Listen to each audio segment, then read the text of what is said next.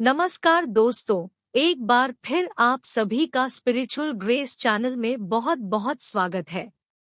पितृपक्ष के महीने में अगर सपने में आपको आपके पूर्वज अथवा मृत परिजन दिखाई देते हैं, तो ये आपके लिए बहुत ही महत्वपूर्ण संकेत होता है।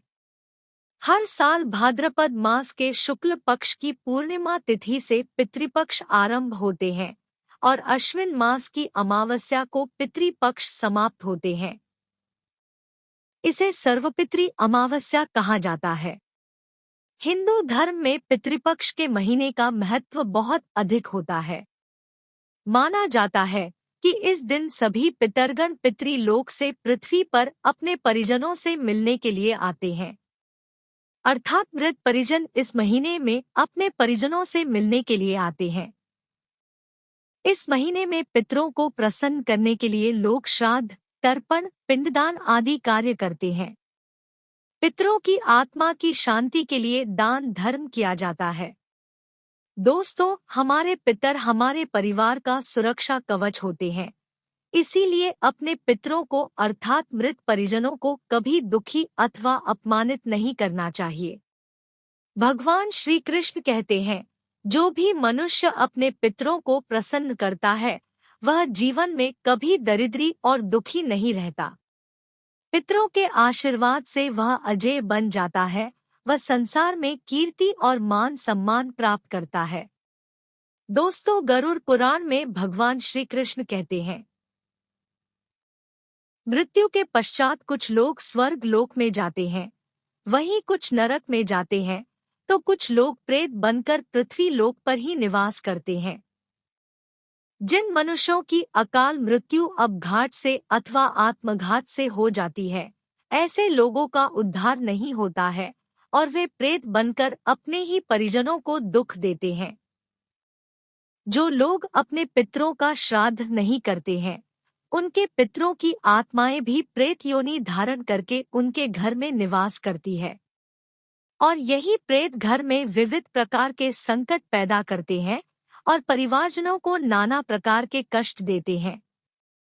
इसी के साथ ही जो लोग अपने पितरों का श्राद्ध करते हैं, उनकी पूजा करते हैं और पितरों के लिए दान करते हैं, उनके पितृ अत्यंत संतुष्ट होकर उन्हें आशीर्वाद प्रदान करते हैं।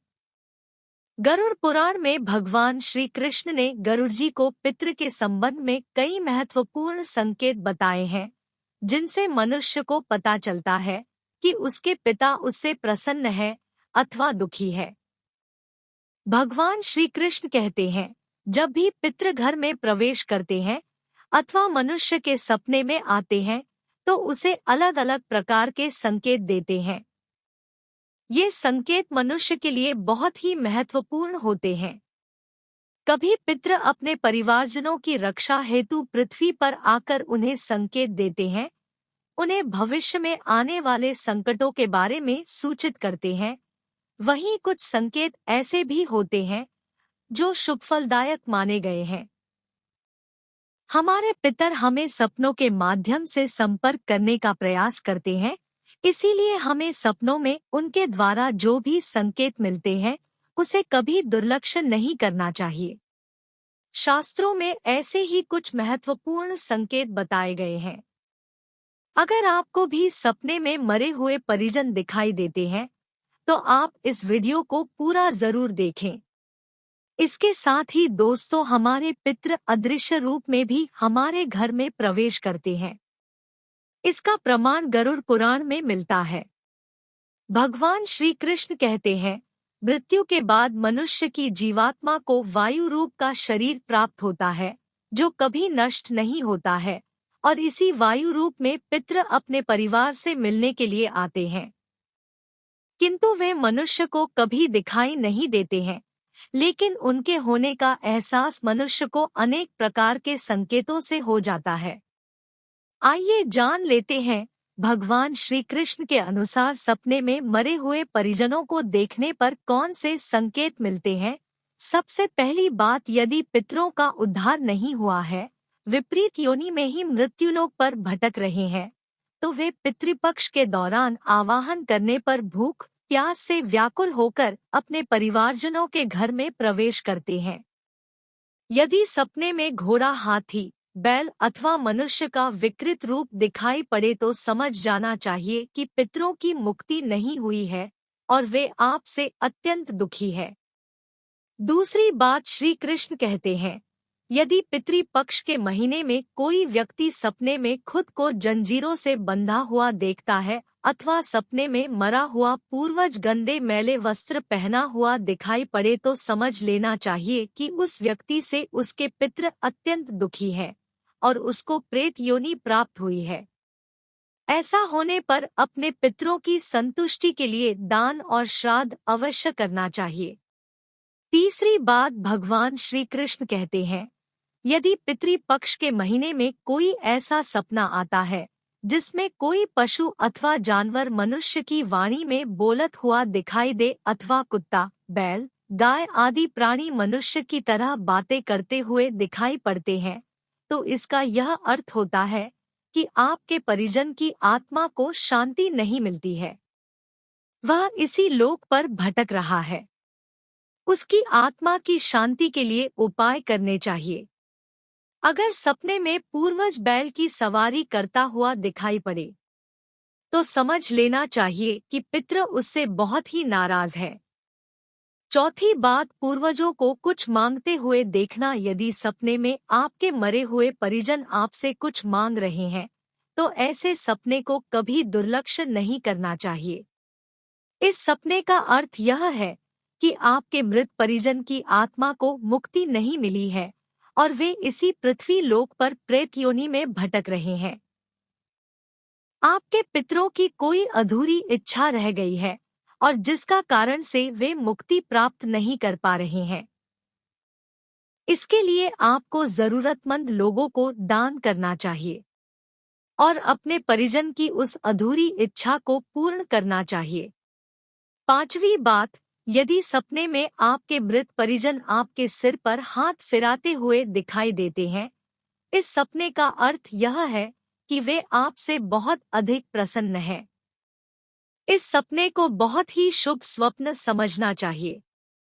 आपके पूर्वज आपको यह संकेत दे रहे हैं कि आपके जीवन में कुछ बहुत ही अच्छा होने वाला है और वे सदैव ही आपके साथ खड़े हैं। छठी बात, पूर्वजों का आपकी तरफ हाथ बढ़ाना। गरुड़ पुराण के अनुसार अगर सपने में आपके पूर्वज आपकी ओर हाथ बढ़ाते हुए दिखाई देते हैं तो यह एक शुभ स्वप्न है। आपके पूर्वज आपको यह संकेत दे रहे हैं कि आप जो भी काम कर रहे हैं उससे वे संतुष्ट हैं और आपको उस कार्य में अवश्य ही सफलता प्राप्त होगी। सातवीं बात, पूर्वजों का अचानक से अदृश्य हो जाना। अगर सपने में आपको आपके पूर्वज दिखाई देते हैं और वे अचानक ही अदृश्य हो जाते हैं तो यह स्वप्न अशुभ माना जाता है। आपके पूर्वज आपको यह संकेत दे रहे हैं कि आने वाले समय में आपके ऊपर कोई संकट आने वाला है और आपको सावधान हो जाना चाहिए।